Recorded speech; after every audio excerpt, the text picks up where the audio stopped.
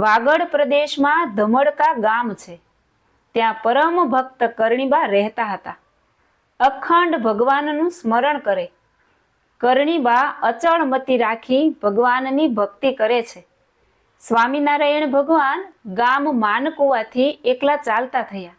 સાથે કોઈ સેવક નથી. રસ્તામાં ચાલ્યા આવે છે. ત્યાં એક ગરીબ દુર્બળ ભિખારી મળ્યો. પહેરવા વસ્ત્રો નથી. દયાના સાગર પ્રભુને દયા આવી, તેથી પોતાના વસ્ત્ર ગરીબને આપી દીધા. ફક્ત પિતાંબર અને ઉપરણી પહેરી છે. સખત વૈશાખ મહિનાનો તાપ તપ્યો છે. ખુલ્લા પગે એક ભિક્ષુક સામે મળ્યો. પ્રભુને દયા આવી, તેથી પોતાની મોજડી ભિખારીને આપી દીધી. લે ભાઈ, આ મોજડી.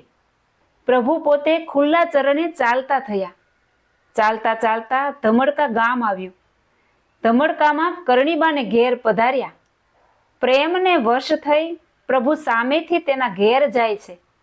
તેમના ઘરના આંગણે આવીને મધુર સ્વરે બોલ્યા, કરણીબા, જય સ્વામિનારાયણ.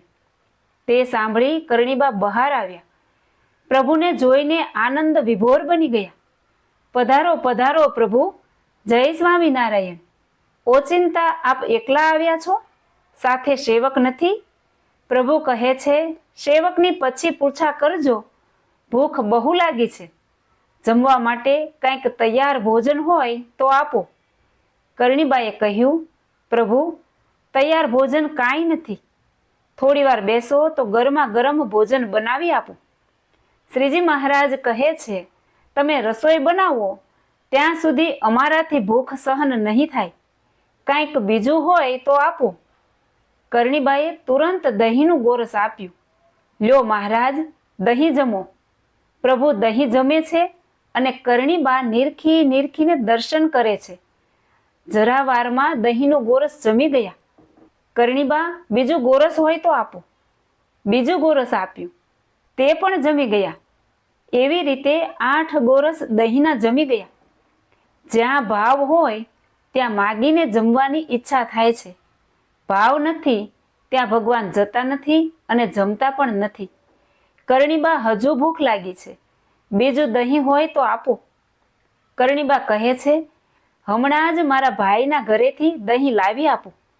પ્રભુએ કહ્યું, અમે પારકા ઘરનું જમતા નથી. પછી ઘીનું 4 મણનું એક કુંડલું ભર્યું હતું તે આપ્યું. તે થોડી વારમાં જમી ગયા. પછી બોલ્યા, હવે શાંતિથી ભોજન બનાવો, નિરાતે જમશું.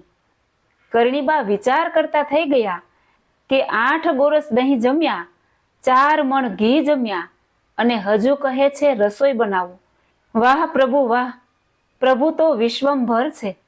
પ્રભુના ઉદરમાં રહી આખું વિશ્વ જમે છે. જે ધારે તે કરી શકે. આવી દિવ્ય લીલા જોઈ કરણીબાના આનંદનો પાર ન રહ્યો. શ્રીજી મહારાજ ઓસરીમાં બેઠા છે. કરણીબા ભગવત સ્મરણ કરતા કરતા રસોઈ બનાવે છે. શ્રીજી મહારાજ શાંતિથી જમે છે. કરણીબા બાજુમાં બેસી જોઈતી કરતી વસ્તુ આપે છે. પ્રભુ જમતા જાય અને પેટ ઉપર હાથ ફેરવતા જાય અને કહેતા જાય, કરણીબા, તમે અમને ખૂબ ભાવથી જમાડ્યા હો. જમ્યા પછી જળપાન કર્યું અને પછી સુંદર ઢોલિયા ઉપર બિરાજમાન થયા. પ્રભુને મુખવાસ આપ્યો. મુખવાસ જમે છે અને પોતાના ચરણના તળિયામાં હાથ ફેરવે છે. કરણીબાએ પૂછ્યું, મહારાજ, ચરણમાં શું જુઓ છો? કરણીબા, રસ્તામાં ચાલતા ચાલતા કાંટા વાગ્યા છે. તે બહુ ખૂંચે છે. કરણીબા કહે, મોજડી ક્યાં ગઈ? પ્રભુએ કહ્યું, બા, ભિખારીના પગ તાપથી બળતા હતા, તેથી મેં તેને મોજડી આપી દીધી.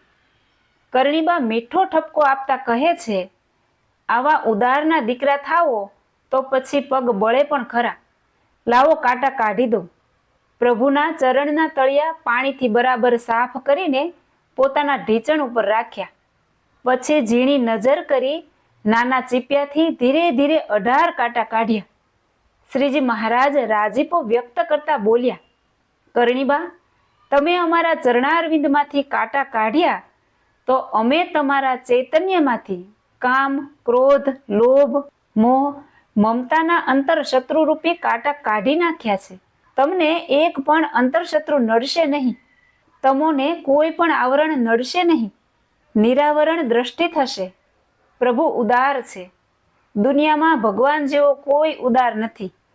એક મુઠ્ઠી પૌવાના બદલે સોનાના મહેલ બનાવી દીધા. દાંતણના બદલે મોક્ષ આપી દીધો. આટલું અવશ્ય સમજી રાખવું કે આપણે જગતમાં કે વ્યવહારમાં લાંબા થવા નથી આવ્યા, પણ આપણે જગતમાં ટૂંકી વૃત્તિ કરીને ભગવાનમાં જોડાવા આવ્યા છીએ. જય શ્રી સ્વામિનારાયણ.